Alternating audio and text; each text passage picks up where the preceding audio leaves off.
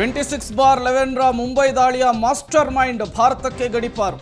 ಇವತ್ತು master mind ತಹೂರ್ ರಾಣಾನನ್ನ ಹಸ್ತಾಂತರವನ್ನು ಮಾಡ್ತಾ ಇದೆ ಅಮೆರಿಕ. ರಾಣಾನನ್ನ ಭಾರತಕ್ಕೆ ಕರೆತರುವಂತಹ ಪ್ರಕ್ರಿಯೆಗಳೇನಿದೆ ಅದು ಕಂಪ್ಲೀಟ್ ಆಗಿದೆ. ಇವತ್ತು ರಾತ್ರಿ ಅಮೆರಿಕಾದಿಂದ ಭಾರತಕ್ಕೆ ರಾಣಾನನ್ನ ಕರೆತರ್ತಾರೆ. ಅಮೆರಿಕದ ಕೋರ್ಟ್ ಶಿಫಾರಸ್ಸಿನಂತೆ ಜೈಲಿನಲ್ಲಿ ವಿಶೇಷ ವ್ಯವಸ್ಥೆಯನ್ನು ಮಾಡಲಾಗಿದೆ. ದೆಹಲಿ, ಮುಂಬೈನ ಜೈಲುಗಳಲ್ಲಿ ಈತನನ್ನು ಇಡೋದಕ್ಕೆ ಬೇಕಾದಂತಹ ಎಲ್ಲ ಸಿದ್ಧತೆಯನ್ನು ಮಾಡಿಕೊಳ್ಳಲಾಗಿದೆ. ಈ ರಾಣಾ ಮುಂಬೈ ದಾಳಿಯ ಸೂತ್ರಧಾರ. ಈತ ಅಮೆರಿಕಾದಲ್ಲಿ ಹೋಗಿ ತಲೆಮರೆಸ್ಕೊಂಡಿದ್ದ. ಈತನ ಮೇಲೆ ಅಲ್ಲೂ ಕೂಡ ಸಾಕಷ್ಟು ಕೇಸುಗಳಿದ್ವು. ಅದಾದ ಮೇಲೆ ಅಮೆರಿಕಾದ ಕೋರ್ಟ್ನಲ್ಲಿ ಭಾರತಕ್ಕೆ ಹೋಗದೇ ಇರುವಂತಹ ನಿಟ್ಟಿನಲ್ಲಿ ಏನೇನು ಕಸರತ್ತನ್ನು ಮಾಡಬೇಕಿತ್ತು ಎಲ್ಲ ರೀತಿಯ ಕಸರತ್ತನ್ನು ಕೂಡ ಮಾಡ್ದ. ಬಟ್ ಭಾರತದ ನಿರಂತರ ಪ್ರಯತ್ನ ಜೊತೆಗೆ ಅಮೆರಿಕ ಕೋರ್ಟ್ ಕೊಟ್ಟಂತಹ ಆದೇಶದ ಮೂಲಕ ಈಗ ತಹೂರ್ ರಾಣಾ ಭಾರತಕ್ಕೆ ಗಡಿಪಾರಾಗ್ತಾ ಇರುವಂತಹದ್ದು ಅಮೆರಿಕಾದಿಂದ. ಈತ ಭಾರತಕ್ಕೆ ಬಂದ ನಂತರ ಮುಂಬೈ ದಾಳಿಯ ವಿಚಾರಕ್ಕೆ ಸಂಬಂಧಪಟ್ಟಂತೆ, ಭಾರತದಲ್ಲಾಗ್ತಾ ಇರುವಂತಹ ಉಗ್ರ ಚಟುವಟಿಕೆಗಳ ವಿಚಾರಕ್ಕೆ ಸಂಬಂಧಪಟ್ಟಂತೆ ಒಂದಿಷ್ಟು ಮಾಹಿತಿಯನ್ನು ಈತನಿಂದ ಕಕ್ಕಿಸುವಂತಹ ಸಾಧ್ಯತೆ ಇದೆ. ಅದಕ್ಕೆ ಬೇಕಾದಂತಹ ಎಲ್ಲ ಸಿದ್ಧತೆಗಳನ್ನು ಈಗಾಗಲೇ ಭಾರತ ಸರ್ಕಾರ ಕೂಡ ಮಾಡಿಕೊಂಡಿರುವಂಥದ್ದು. ಲಷ್ಕರ್ ಎ ತೊಯ್ಬಾ ಉಗ್ರ ಸಂಘಟನೆಗೆ ಈತ ಫೈನಾನ್ಷಿಯಲ್ ಫಂಡಿಂಗ್ ಅನ್ನ ಮಾಡ್ತಾ ಇದ್ದ. ಪ್ರಮುಖವಾಗಿ ಈ ತಾಜ್ ಹೋಟೆಲ್ ಸೇರಿದಂತೆ ಅನೇಕ ಜಾಗಗಳನ್ನ ಗುರುತು ಮಾಡಿಕೊಟ್ಟಿದ್ದೇ ಈತ. ರೈಟ್, ಡೀಟೇಲ್ಸ್ ಕೊಡ್ತಾರೆ ಶಬೀರ್.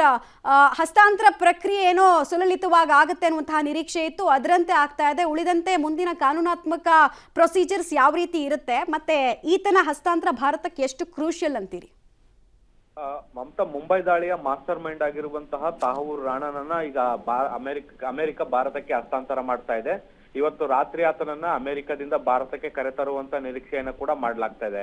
ವಿದೇಶಾಂಗ ಇಲಾಖೆ ಅದರ ನೇತೃತ್ವವನ್ನು ವಹಿಸಿಕೊಂಡಿರುವಂತದ್ದು, ಗೃಹ ಇಲಾಖೆಯ ಸಹಯೋಗದಲ್ಲಿ ಈಗ ಆ ಎಲ್ಲ ಪ್ರಕ್ರಿಯೆಗಳನ್ನ ಕೂಡ ಮಾಡ್ಲಾಗ್ತಾ ಇರುವಂತದ್ದು.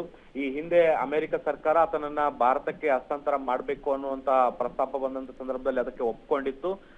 ಈ ಒಂದು ಒಪ್ಪಿಗೆ ಬೆನ್ನಲ್ಲೇ ತಹೂರ್ ರಾಣಾ ಕೂಡ ಅಲ್ಲಿರುವಂತ ಕೋರ್ಟ್ಗಳ ಮೊರೆ ಹೋಗಿದ್ದ. ಸುಪ್ರೀಂ ಕೋರ್ಟ್ ಕೂಡ ಅರ್ಜಿಯನ್ನ ಸಲ್ಲಿಸಿದ್ದ ಇದಕ್ಕೆ ಈ ಒಂದು ಪ್ರಕ್ರಿಯೆಗೆ ತಡೆ ಕೊಡಬೇಕು ಅನ್ನುವಂತ ನಿಟ್ಟಿನಲ್ಲಿ. ಆದ್ರೆ ಸುಪ್ರೀಂ ಕೋರ್ಟ್ ಕೂಡ ಆತನನ್ನ ಅರ್ಜಿಯನ್ನ ವಜಾ ಮಾಡದಂತ ಹಿನ್ನೆಲೆಯಲ್ಲಿ ಈಗ ಬೇರೆ ಯಾವುದೇ ಆಪ್ಷನ್ಗಳಿಲ್ಲ. ಸೊ ಹೀಗಾಗಿ ಆತನನ್ನ ಹಸ್ತಾಂತರ ಮಾಡುವಂತಹ ಪ್ರಕ್ರಿಯೆಗಳಿಂದ ಅವೆಲ್ಲವೂ ಕೂಡ ಯಶಸ್ವಿ ಆಗಿರುವಂತದ್ದು.